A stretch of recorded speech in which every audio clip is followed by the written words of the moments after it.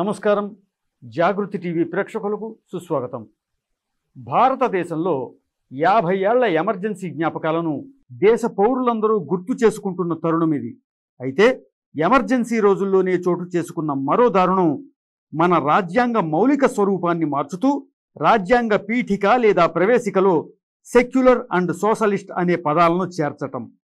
భారతదేశం లౌకికవాద సామ్యవాద దేశమని చెబుతూ నాటి ఇందిరాగాంధీ ప్రభుత్వం చేసిన ఈ మార్పు దేశంలోని మెజారిటీ ప్రజల తలరాతల్ని మార్చి ప్రజాస్వామ్యాన్ని అపహాస్యం చేసింది. రాజ్యాంగంలో నాడు చేర్చిన ఈ 2 పదాలు సృష్టించిన కల్లోలమేమిటి, వాటి ఫలితాలు ఎటువంటివి? ఈ అంశంపై మనతో మాట్లాడేందుకు సామాజిక రాజకీయ అంశాల విశ్లేషకులు శ్రీ చాడా శాస్త్రి గారు మనతో ఉన్నారు. వారిని అడిగి మరిన్ని విషయాలు తెలుసుకుందాం. నమస్కారం చాడా శాస్త్రి గారు. జాగృతి ప్రేక్షకుల తరపున మీకు సుస్వాగతం అండి.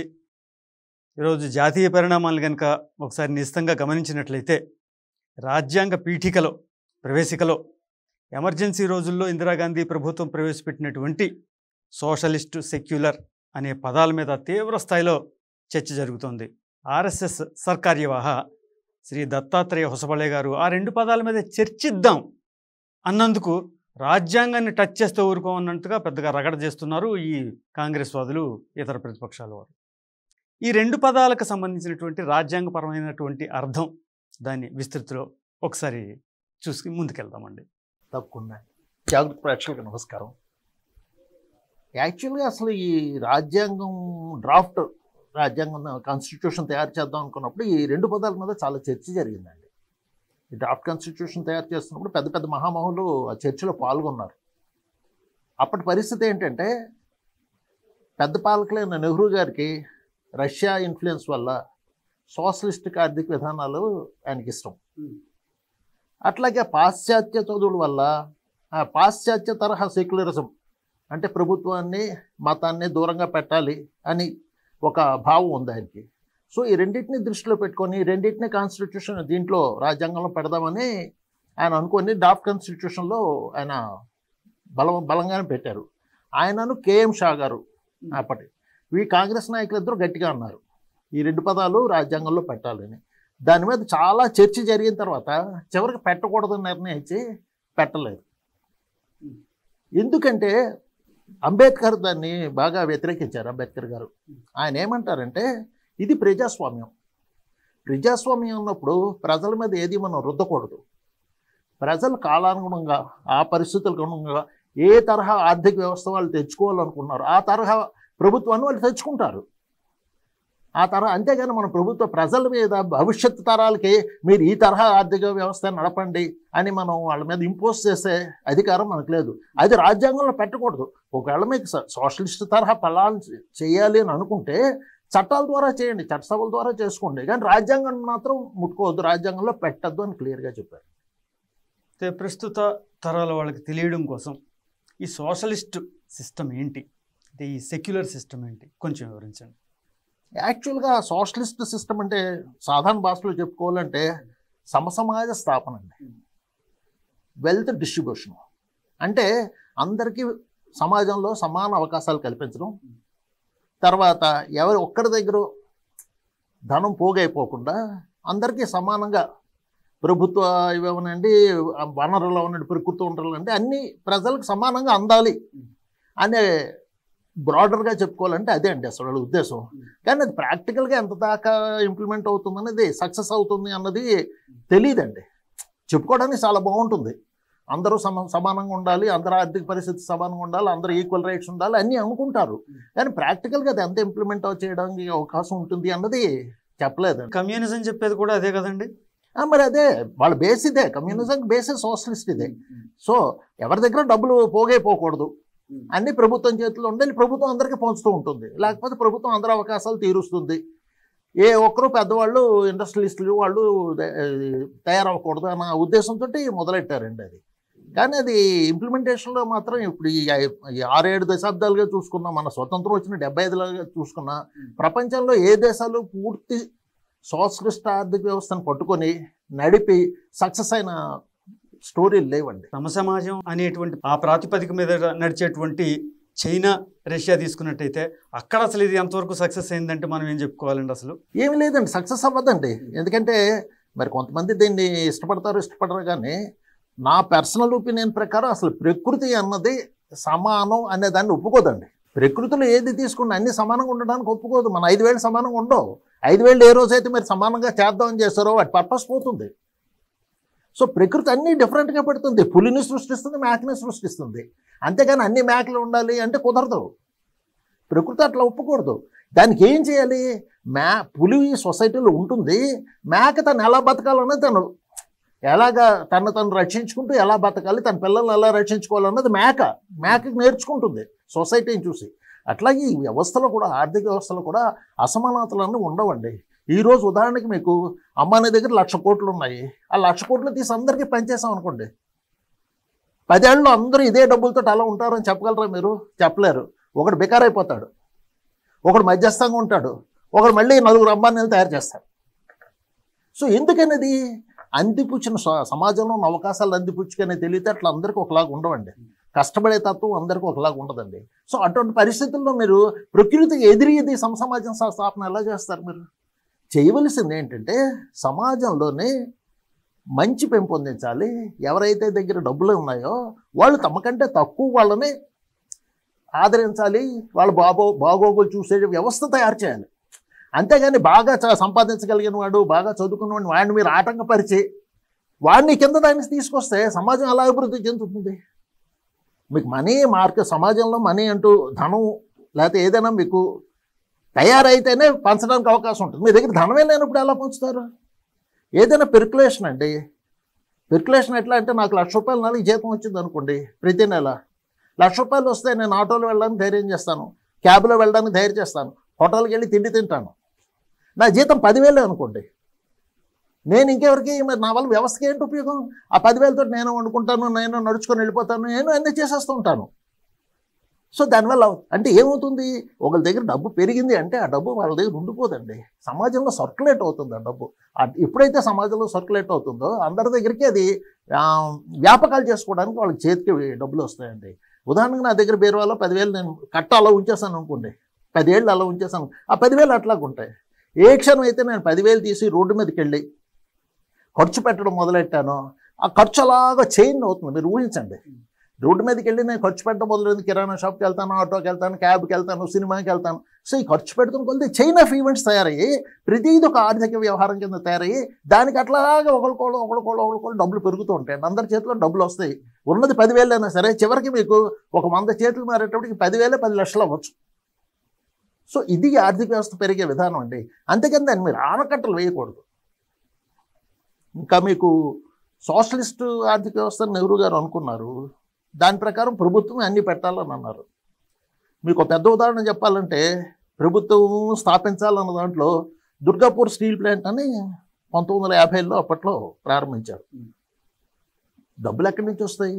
లోన్లు తీసుకోవాలి. ఎందుకంటే అప్పుడు మనకి స్వాతంత్రం వచ్చి కొత్తగా వచ్చింది, ఆర్థిక పరిస్థితి ఏం బాగోలేదు. ఉన్నదులు ప్రజలు ట్యాక్స్ కట్టడం, ప్రజల దగ్గర ఆదాయం ఉంటేనే కదా ట్యాక్సులు కడతాం. మరి ప్రభుత్వానికి ఆదాయం వచ్చే మార్గం ఏది? మార్గం లేదు. సో ఆ పరిస్థితుల్లో ఏం చేశారంటే లోన్స్ తీసుకున్నారు. ఇంగ్లాండ్ దగ్గర కూడా తీసుకున్నారు, అంటే బ్రిటన్ వాళ్ళు కూడా ఈ ప్లాంట్ పెట్టడానికి సాయం చేశారు. సో 50 ఏళ్ళు అనుకున్నది 56కో 57కో పూర్తయింది. పెట్టిన పర్పస్ ఏంటది? దేశానికి స్టీల్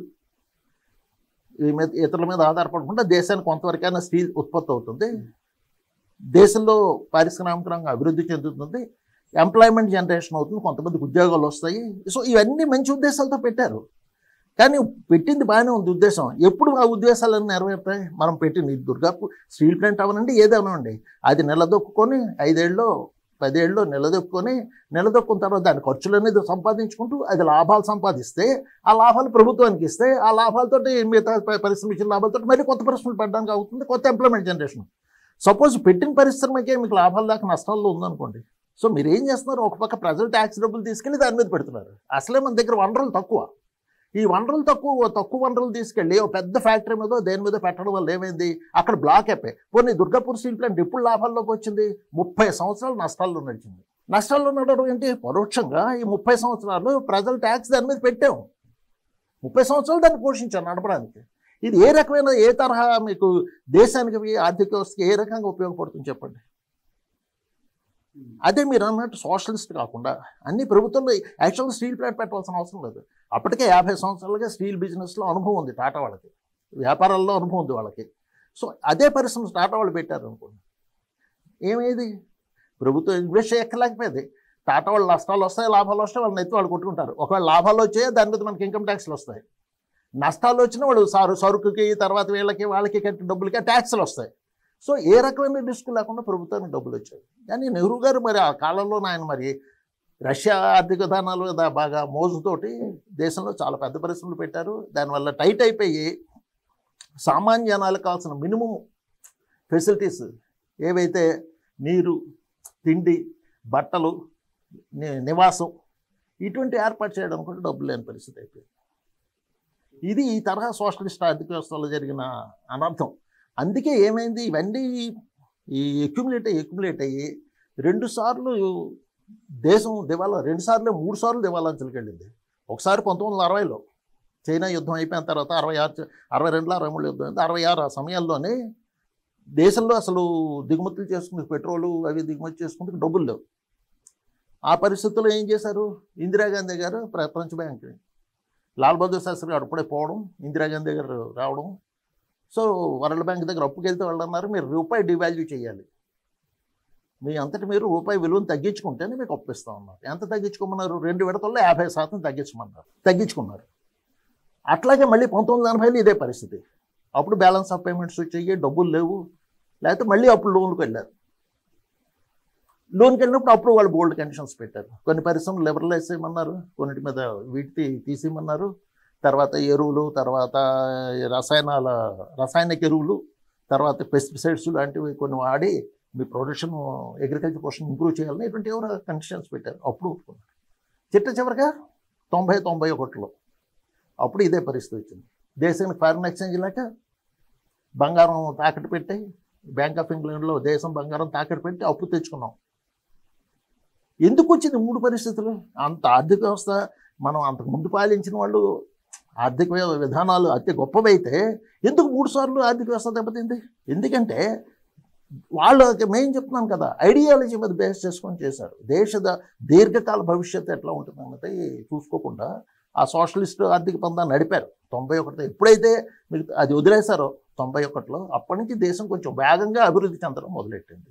ఇదే తరహా సోషలిస్ట్ చైనాలో పెట్టారు. కానీ చైనాలో 70లోనే రియలైజ్ అయ్యారు. 1970లోనే రియలైజ్ అయ్యి వ్యవసాయ సంస్కరణలు తెచ్చారు, లేబర్ సంస్కరణలు తెచ్చారు, తర్వాత విదేశీ పెట్టుబడులు ఆహ్వానించారు, అన్నీ అయింది. సో మనం 90లో మొదలెట్టేటప్పటికి వాళ్ళు ఆల్రెడీ 90కి స్టెబిలైజ్ అయ్యారు. సంస్కరణలతో స్టెబిలైజ్ అయ్యి 90 నుంచి మనం ఊహించినంత డెవలప్మెంట్ వచ్చు. మనం ఒక 20 సంవత్సరాలు ఆలస్యంగా మొదలెట్టాం. అది కూడా మనం చిత్తశుద్ధితో మొదలెట్టలేదు. వరల్డ్ బ్యాంక్ మన నుదుటి మీద తుపాకీ పెట్టి మీరు సంస్కరణలు చేస్తే కానీ మీకు అప్పులు ఇవ్వమంటే వాళ్ళు చెప్పినట్టుగా మనం సంస్కరణలు పెట్టాం. చైనా తమంతట తమ సంస్కరణ చేసింది కాబట్టి ఫ్రీగా చేసింది. ఇక్కడ ఇబ్బందులతో సంస్కరణలు అమలు చేశారు. అది కూడా మనస్ఫూర్తిగా 100% సంస్కరణలు అమలు చేయాలి. రష్యా విషయానికి వస్తే ఏ విధమైనటువంటి పద్ధతిని వాళ్ళు అవలంబించారండి? ఆ దేశం కూడా చాలా తర్వాత మొదట్లో బాగున్నప్పటికీ కూడా తర్వాత చాలా పతనం అయిపోయింది. మీకు అమెరికా రష్యా పోటీ ఉన్న వాళ్ళు రష్యా బాగానే పుంజుకుందండి. ప్రాబ్లం ఈ కమ్యూనిస్ట్ కంట్రీస్ తోటి ఏమవుతుందంటే ఐరన్ కట్. మన దేశానికి అప్పులు ఎంత ఉన్నాయి, ఆస్తులు ఎంత ఉన్నాయి, ఆదాయాలు ఎలా వస్తున్నాయి, అన్నీ ఓపెన్గా ఉంటాయి. దాంట్లో మనం దాచం. రష్యా తీసుకున్నా చైనా తీసుకుంటే వాళ్ళ ఏ ఫిగర్స్ మనం నమ్మలేము. ప్రాబ్లము వాళ్ళు చెప్పే ఫిగర్స్ ఏమి నిజం ఏమి కరెక్టో తెలీదు. సో రష్యా అన్నాళ్ళు ఏం చేసింది, అమెరికాతో పోటీ ఇప్పుడు ఆయుధాలు తయారు చేసింది, అమెరికాతో పోటీ అవి తయారు చేసింది, అమెరికాతో పోటీ ఇప్పుడు ఇవి చేసి, కానీ వెనకాల పరిస్థితి ఏంటి, ఆర్థిక పరిస్థితి ఏంటి? ఒక్కసారి అయితే ఆర్థిక పరిస్థితి బయటపడ్డతో విపరీత నొప్పులతోటి దెబ్బతింది. అది పోటీకి వెళ్ళి అందుకే కొలాప్స్ అయిపోయింది రష్యా ఆర్థిక వ్యవస్థ. ఇప్పుడు ఎక్కడుంది పరిస్థితి? ఒకప్పుడు చైనాతో అమెరికాతో పోటీ పడేది, ఇప్పుడు దాని ప్లేస్లో చైనా వచ్చింది. చైనా ఎలా డెవలప్ అయిందంటే సోషలిస్ట్ ఆర్థిక వ్యవస్థ వదిలేసి ఫ్రీ మార్కెట్ ఎకానమీ పట్టుకొని విదేశీ పెట్టుబడులు ఆహ్వానించడం వల్ల చైనా పుంజుకుంటుంది. ఇదే మనకు లైవ్ ఎగ్జాంపుల్. సో అందుకని అప్పట్లో అంబేద్కర్ గారు సోషలిస్టు పదం ఉపయోగిస్తాను రాజ్యాంగంలో పెట్టడానికి ఆయన ఒప్పుకోలేదు. ప్రజల మీద అట్లా మనం రుద్దే అధికారం మనకు లేదు. రాజ్యాంగం ద్వారా కావాలంటే మీరు శాసనసభ ద్వారా చట్టాల ద్వారా మీరు చేసుకోండి, ఇంప్లిమెంట్ చేసుకోండి. కానీ దీని రాజ్యాంగం ద్వారా మాత్రం ప్రజలను ఎత్తున రుద్దడానికి ఒప్పుకోలేదు. అందుకని చివరికి పెట్టలేదు. ఇక సెక్యులర్ విషయానికి వచ్చినప్పుడు అంబేద్కర్ గారి ఆలోచన ఏ విధంగా ఉండిందండి, ప్రపంచ దేశాల్లో దాని ప్రభావం ఏ విధంగా ఉండింది? అంటే యాక్చువల్గా ప్రాబ్లం ఎక్కడ వస్తుందంటే సెక్యులరిజం అనే దానికి సరైన డెఫినేషన్ లేదండి. ఒక్కొక్కరు ఒక్కొక్క తరహా చెప్తారు. వెస్ట్రన్ టైప్ ఆఫ్ సెక్యులరిజం వేరు, పూర్తిగా మతాన్ని దూరంగా పెట్టడం అని. సో ఇస్లామిక్ దేశాలు ఉన్నాయనుకోండి, వాళ్ళకి అసలు సెక్యులరిజం కాన్సెప్టే లేదు. ఇప్పుడు బ్రిటన్ లాంటి దేశాలు పైకి సెక్యులర్ అని చెప్పుకున్నా వాళ్ళ పార్లమెంట్లోనే బిషప్లు కూర్చుంటారు. సో మనం ఆల్మోస్ట్ అన్నీ మనకి 200 ఏళ్ళు బ్రిటిష్ వాళ్ళు పాలించడం వల్ల చట్టాలు అవనండి ఏమైనాయండి కొద్దో గొప్ప చాలా మటుకు బ్రిటిష్ వాళ్ళని మనం అనుకరించాం. రాజ్యాంగం తయారు చేస్తున్నప్పుడు కానీ ఆ తర్వాత పర్సనల్ చట్టాలు చేస్తున్నప్పుడు చాలా చట్టాలు ఇంకా కొన్ని ఈ రోజు కూడా నడుస్తున్నాయి. బ్రిటిష్ కాలం నాటి చేసిన మొన్న సిఆర్పిసి చేయటం వాళ్ళ కాలంలో చేసింది, మొన్న అమెండ్మెంట్ చేసేదాకా కొత్త చట్టాలు తీసుకొచ్చేదాకా క్రిమినల్ చట్టాలన్నీ వాళ్ళ టైంలో చేసినవి. అట్లా చాలా చట్టాలు వాళ్ళ టైంలో చేసినవి. సో వీళ్ళు బ్రిటిష్ని అనుకరించారండి. బ్రిటిష్ని అనుకరించి వెస్ట్రన్ టైప్ ఆఫ్ సెక్యులరిజం అన్న డెఫినేషన్ పెడదామని అనుకున్నారు, కానీ ఈ దేశానికి అది సూట్ అవ్వదండి. ఇక్కడ సెక్యులరిజం మన దృష్టిలో అయితే, ఎందుకంటే ఇక్కడ మెజారిటీ ప్రజలు హిందువుల దృష్టిలో సెక్యులరిజం ఏంటంటే అన్ని మతాలు సమానమే, ఎవరికి ఏ దేవుడిని కావాలంటే వాళ్ళు పూజించుకోవచ్చు. హిందూ మతంలోనే బోలెంత మంది దేవుళ్ళు ఉన్నారు. ఎవరి విశ్వాసం వాడిది, ఎవరి నమ్మకం వాడిది, ఇతరులకు ఇబ్బంది కలిగించకుండా ఎవరి విశ్వాసాల్లో వాళ్ళు ఫాలో అవ్వచ్చు. అది బేసిక్గా అసలు సింపుల్గా చెప్పుకోవాలంటే హిందువుగా. ఇక్కడికి వచ్చే ప్రాబ్లం ఏమవుతుంది, మీకు అబ్రహ్మిక్ మతాల్లో మిగతా మతాలు ఉన్నాయి అని పైకి ఒప్పుకుంటాయి, ఉన్నాయి అని, కానీ యాక్చువల్గా ఇన్హెరెంట్గా ఒప్పుకోవు, ఆ సిద్ధాంతం ఒప్పుకోవు. ఎందుకంటే మా దేవుడు ఒక్కడే ఒక దేవుడు, మా దేవుడే అల్టిమేట్ దేవుడు, అందరూ మా మతంలోకి రావాలి, అలా వస్తేనే ముక్తి పొందుతారు, లేకపోతే ఈ మా దేవుడిని నమ్మని వాళ్ళందరూ పాపులు. ఇట్లా ఏవో కాన్సెప్ట్స్ పెట్టుకున్నారు వాళ్ళు. అది ఇస్లాం అవునండి, లేకపోతే క్రిస్టియానిటీ అవునండి, అబ్రహ్మిక్ మతాల్లోనే వాళ్ళకి సెక్యులర్ కాన్సెప్ట్ ఎలా కుదురుతుంది? మన కాన్సెప్ట్ కుదరదు. వెస్ట్రన్ కాన్సెప్ట్ కావాలంటే చర్చ్ వేరు, తర్వాత ప్రభుత్వం వేరు పెట్టుకోవచ్చు. కానీ ఈ భారతదేశంలోకి వచ్చేటప్పటికి ఆ కాన్సెప్ట్ ఎలా కుదురుతుంది? ఒక మతపరంగా ఒక క్రిస్టియన్ సెక్యులర్గా ఉండలేరు, ఒక ముస్లిం సెక్యులర్గా ఉండడానికి మతపరంగా అవకాశం లేదు. వాళ్ళని తప్పు పట్టడం కాదు, వాళ్ళ మతం అటువంటిది, వాళ్ళ బేసిక్ రూల్స్ అటువంటివి. అల్టిమేట్ దేవుడు క్రైస్టు, లేకపోతే అల్టిమేట్ దేవుడు అల్లా, వాళ్ళ నమ్మకం అది, మనం క్వశ్చన్ చేయడానికి రైట్ లేదు. అటువంటి వాళ్ళు సెక్యులర్ అంటే ఎట్లా అవుతుంది? వాళ్ళు పైకి గౌరవించగలరు, మిగతా మతాలను పైకి గౌరవించ, కానీ అధికారికంగా గౌరవించలేదు. హిందువులకు అట్లా కాదు, ఇన్హెరెంట్గా అన్ని మతాలు సమానం నమ్ముతారు, అందుకని వీళ్ళకి ఈజీ. సో అంబేద్కర్ గారి తరహా ఏంటంటే అసలు ఈ సంస్కృతి అన్నది సెక్యులర్ సంస్కృతి. మొదటి నుంచి హిందువులు మెజార్టీగా ఉండడం వల్ల భిన్నత్వంలో ఏకత్వం అన్న పద్ధతి ఇక్కడ ఉంది, అసలు ఈ రక్తంలోని జనాల్లోని జీన్స్లోని ఉంది. అందుకని మనం ప్రత్యేకంగా దాన్ని సెక్యులర్ అని చేర్చవలసిన అవసరం లేదు. ఆల్రెడీ రాజ్యాంగంలో కొన్ని అధికారులు పెట్టాము, దాని ప్రకారం 15వ ఆర్టికల్ డిస్క్రిమినేషన్ చూపించకూడదు, రిలీజియన్ బేస్ చేసుకుని డిస్క్రిమినేషన్ చూపించకూడదు. సో ఇటువంటి అధికారాలు ఆల్రెడీ ఉన్నాయి. ఈ సెక్యులర్ భావాలని అంటే అన్ని మతాలని సమానంగా చూడాలి అనే భావనలు ఆల్రెడీ సెక్యులర్ ఉన్నాయి రాజ్యాంగంలో. మళ్ళీ ఎడిషనల్గా సెక్యులర్ పదం పెట్టడం సూపర్ఫ్లూయస్ అవుతుంది, అనవసరం అది, అందుకని పెట్టడానికి లేదు. అందుకని చివరికి ఈ సోషలిస్టు సెక్యులర్ రెండు పెట్టకుండానే రాజ్యాంగం ఫైనల్ రాజ్యాంగం తయారు చేసి అప్రూవ్ అయింది. చర్చ జరిగినప్పటికీ కూడా నెహ్రూ గారి హయాంలో వద్దులే మనం పెట్టొద్దని పక్కన పెట్టినటువంటి ఈ రెండు పదాలని ఇందిరాగాంధీ గారి హయాంలో మళ్ళీ ఎందుకు ఆవిడ వాటి వైపు మొగ్గు చూపారు? ఎందుకంటే 75 పరిస్థితికి వచ్చినప్పటికీ ఇందిరాగాంధీ ఆమె పరిస్థితి బాగోలేదు, పొలిటికల్గా చాలా ఇబ్బందులు ఎదుర్కొన్నారు. అంతకుముందు కూడా ఆవిడకి ఏంటంటే వాళ్ళ నాన్నగారిలాగే సోషలిస్టు ఆర్థిక వ్యవస్థ తరహా పాలన అదే ఆమెకైనా ఇష్టం.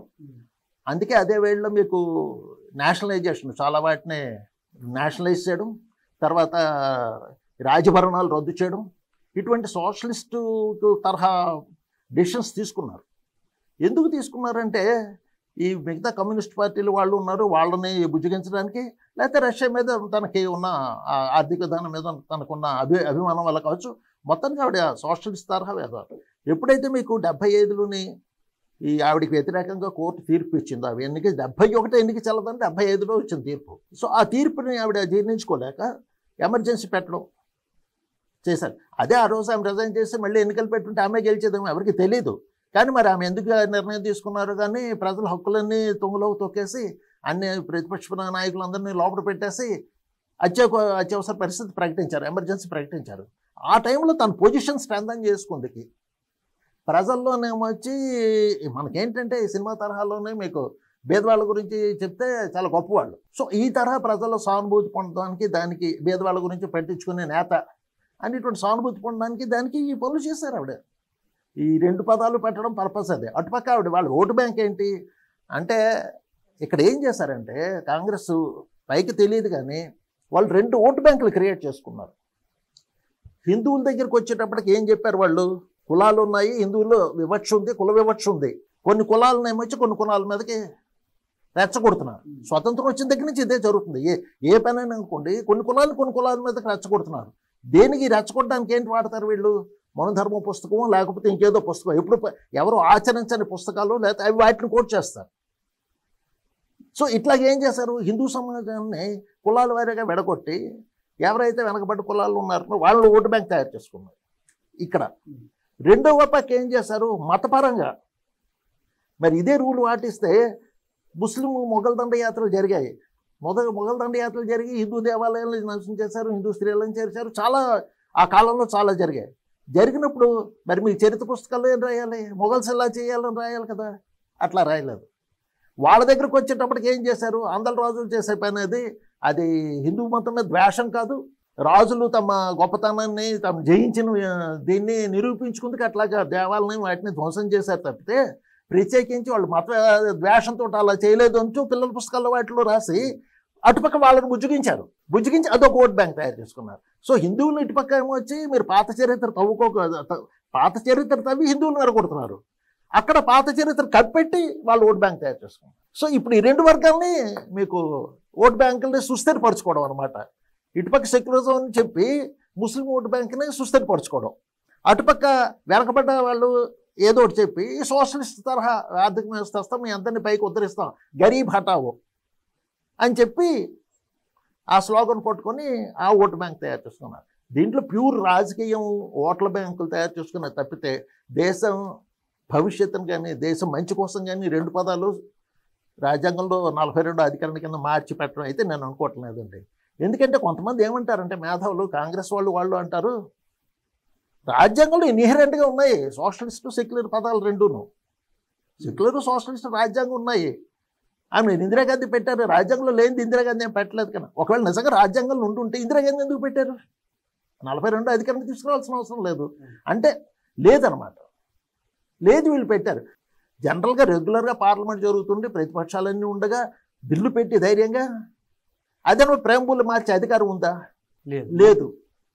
సో ఇవన్నీ దృష్టిలో పెట్టుకొని చూస్తే 75లో అసలు పాస్ చేసిన 42 రాజ్యాంగ అధికారం చెల్లుబాటు అవుతుందా అంటే ఇప్పటికీ డిస్ప్యూటే అది. సో ప్యూర్గా ఆవిడ రాజకీయ అవసరాల కోసం 42 అమెండ్మెంట్ తీసుకొచ్చి 2 పదాలు ఇరికించారు.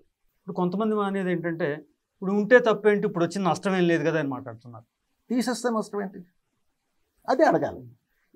ఎందుకంటే అవి లేకముందు ఈ 2 పదాలు లేకముందు ఈ దేశం సెక్యులర్ దేశం కాదా, పేదవాళ్ళకి స్కీమ్లు ఏమి అందటం లేదా?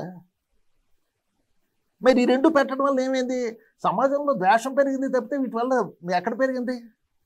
సెక్యులరం పదం పెట్టుకొని రకరకాల విన్యాసాలు చేస్తున్నారు రాజకీయ పార్టీలు. ఎవరు సెక్యులర్ ఎవరు కాదని ఎవరు డిఫైన్ చేస్తారు? మాకు నచ్చితే ముస్లిం లీగ్ సెక్యులర్ అవుతుంది, మాకు నచ్చితే ఎంఐఎం సెక్యులర్ అవుతుంది, మాకు నచ్చకపోతే ఇంకో పార్టీ సెక్యులర్. ఇది చివరికి ఏమైంది డెఫినేషన్ అంటే సెక్యులర్ అంటే హిందూ సంబంధించి శివసేన బీజేపీ లాంటి పార్టీలు తప్పినవి కాకుండా మిగతావన్నీ సెక్యులర్ పార్టీలే.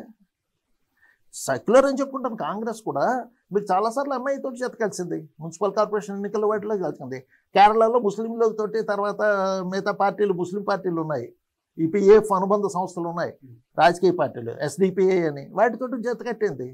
సో ఒక పక్క సెక్యులర్ చెప్పుకుంటే అవన్నీ ఎందుకు చేస్తున్నారు మరి? పోనీ అవి కూడా పక్కన పెట్టండి. నిజంగా సెక్యులరిజం అంటే ఏంటి, అందరినీ సమానంగా చూడాలి. మరి 15వ అధికారం ఏం చెప్పింది, వివక్ష ఉండకూడదు, మతపరమైన వివక్ష ఉండకూడదు. మరి నిజంగా కాంగ్రెస్ అన్నాళ్ళు అధికారంలో ఉండి మతపరమైన వివక్ష లేకుండా పరిపాలించిందా, చట్టాలు చేసిందా అని అంటే ఖచ్చితంగా లేదని చెప్పచ్చు. ఎందుకంటే 15వ మన రాజ్యాంగ ఇది క్లియర్గా చెప్తుంది అధికరణ మతపరమైన వివక్ష ఉండకూడదు ఏ పిల్లలు.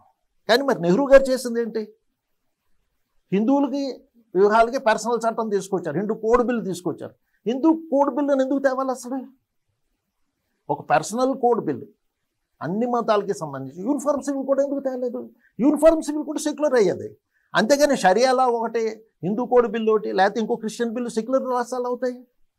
అక్కడ ఆయన మొట్టమొదటి చేసింది అంత తప్పది. సెక్యులర్ రాజ్యం నిజంగా నీకు స్థాపించాలి ఉన్నప్పుడు స్వతంత్రం రాగానే అన్ని మతాలకు సమానమైన చట్టాలు చేయవలసింది.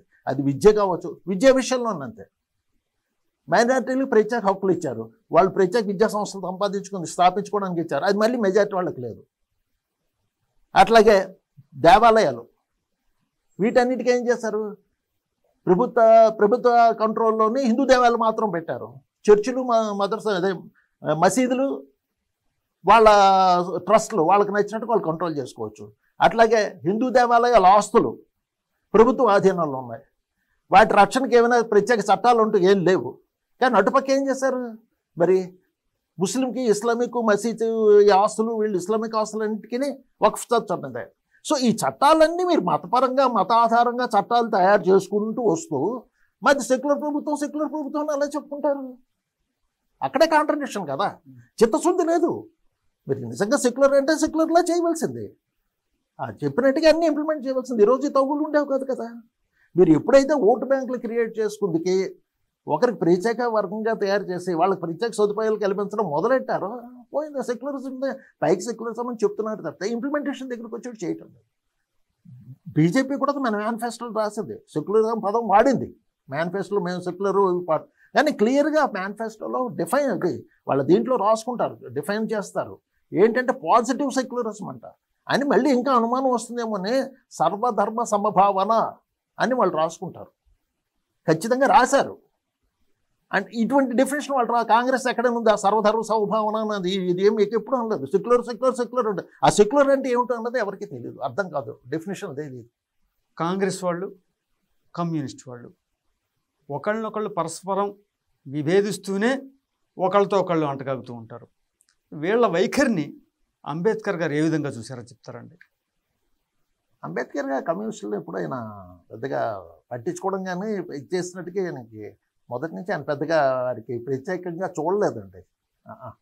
ఎందుకంటే ఆయనకు అర్థమైంది వీళ్ళ పరిస్థితి ఏంటి అన్నది అర్థమైంది. వాళ్ళు ఎప్పటి సమయానుకూలంగా మాట్లాడుతున్నారు తప్పితే నిజంగా మీకు స్వతంత్ర సంగ్రామంలో కూడా ఈ కమ్యూనిస్టులకి ఎంతసేపు విదేశీ ఇది అటుపక్క అప్పట్లో రష్యా గొప్పది కాబట్టి రష్యాకి ఏది మంచిది అయితే ఇక్కడ అది, భారత్కి ఏది మంచిది అయితే కాదు.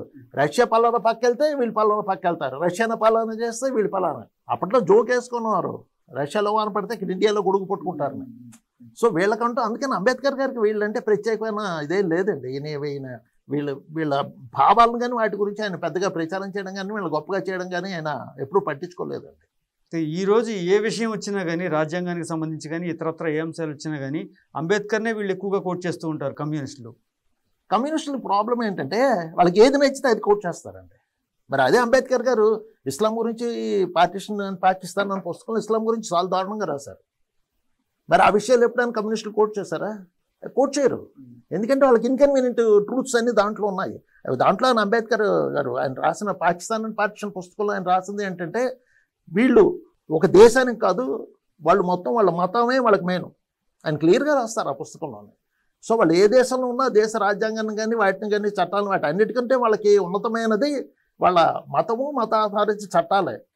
సో మిగతా వాళ్ళతో వాళ్ళు కలిసి ఉండే అవకాశం తక్కువ, అడ్జస్ట్ అయ్యి ఉండలేరు అని చాలా వివరాలు రాస్తారండి ఆయన. కానీ ఇవైనా ఎప్పుడైనా కోట్ చేస్తారు వీళ్ళు. కమ్యూనిస్టుల గురించి కూడా చెప్పారు కదండి. అట్లాగే మరి అంత కమ్యూనిస్టులకి అంబేద్కర్ గారి మీద గౌరవం ఉంటే ఆయన ఆర్య సిద్ధాంతం తప్పు అన్నారు. మరి ఈ రోజు దాకా వీళ్ళు ఎందుకు దాన్ని వెనకేసుకొస్తున్నారు? తర్వాత ఈ కమ్యూనిస్టులు చెప్పేది ఏంటి, బౌద్ధ దేవాలయాన్ని ఆరామాలని హిందూ రాజులు కూల్చేశారని చెప్తారు. దానికి ఆయన ఒప్పుకోలేదు. ఆ ముస్లిం నివేశంలో దెబ్బతిన్నాయని చెప్తారు. బౌద్ధం నాశనం అయిపోవడానికి హిందూయిజం కారణం కాదని ఆయన చెప్పారు. మరి ఆ మాట చెప్తారు కమ్యూనిస్టులు.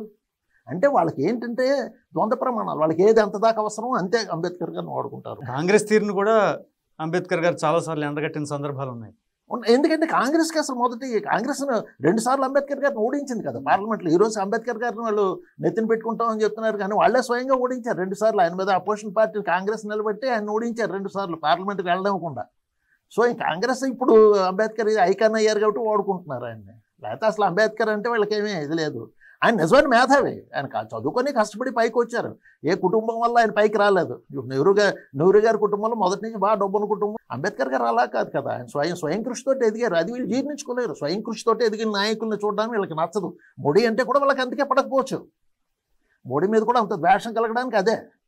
అది వాళ్ళ కుటుంబానికి సంబంధించి మాదే ప్రభుత్వం పరిపాలించే హక్కు మాకే ఉంది అని మాకు అహంభావం ఏంటో తెలియదు, కానీ అప్పట్లోనే అదే జరిగింది, ఇప్పుడు అదే జరుగుతుంది. రాజ్యాంగంలో ఇప్పుడు ప్రస్తుతం తీవ్ర స్థాయిలో చర్చనీయాంశంగా ఉన్నటువంటి ఈ సెక్యులరిజం అలాగే సోషలిజం ఈ అంశాలకు సంబంధించి వాటి పరిధి మన దేశానికి ఏ మేరకు వర్తిస్తాయి, పరిమితులేంటి, ఈ అంశాల మీద అంబేద్కర్ గారి దృష్టికోణంతో విశ్లేషణ చేశారు. మరో సందర్భంలో తెలుసుకుందాం. నమస్కారం.